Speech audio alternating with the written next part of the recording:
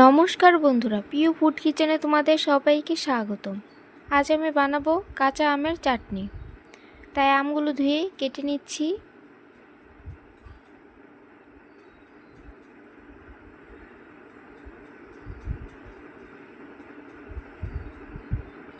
আমগুলো কেটে জলে ভিজিয়ে রাখছি, তাহলে আর কালো হবে না।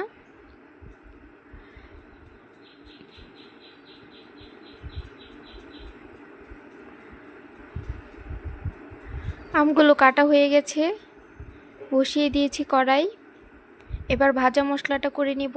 তাই দিয়ে দিচ্ছি 3টে শুকনো লঙ্কা, ধনে, আর দিয়ে দিচ্ছি গোটা জিরে,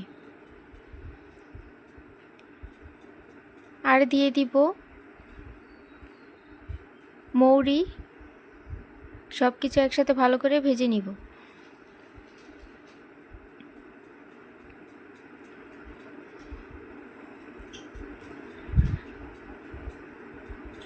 ভাজা হয়ে গেছে, এবার নামিয়ে নিব।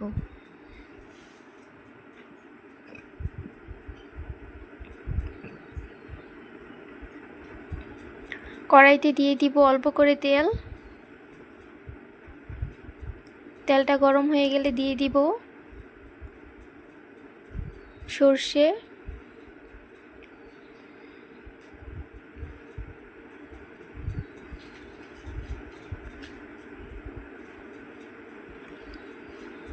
এবার দিয়ে দিব কেটে রাখা আমগুলো।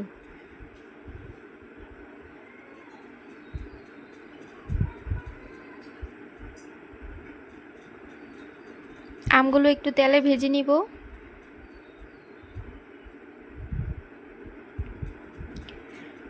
এবার দিয়ে দিব পরিমাণ মতো চিনি। যে যেরকম মিষ্টি খেতে পছন্দ করো সেই অনুযায়ী চিনিটা দিয়ে দিবে। এবার দিয়ে দিব অল্প করে জল।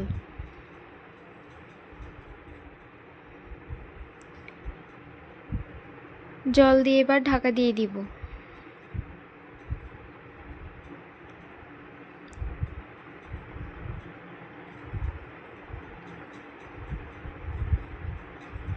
এবার ঢাকনা খুলে দিয়ে দিব অল্প করে হলুদের গুঁড়ো।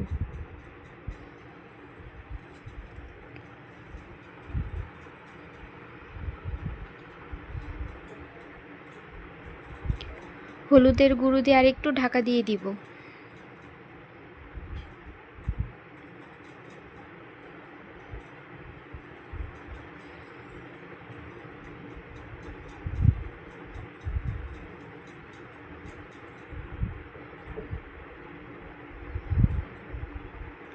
কিছুক্ষণ পর ঢাকনা খুলে দিয়ে দিব অল্প করে নুন।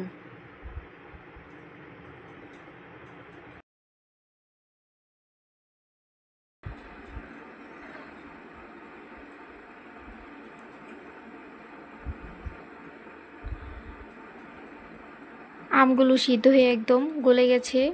এবার দিয়ে দিব ভাজা মশলা।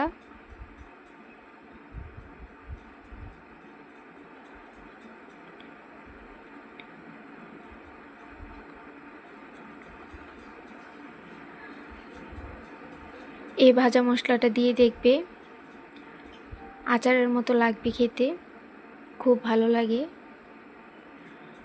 ঘন ঘন হয়ে গেছে, এবার নামিয়ে নিব। দেখো কি সুন্দর হয়েছে। আঠিগুলো তো আম ছিল, সেগুলো গলে গেছে।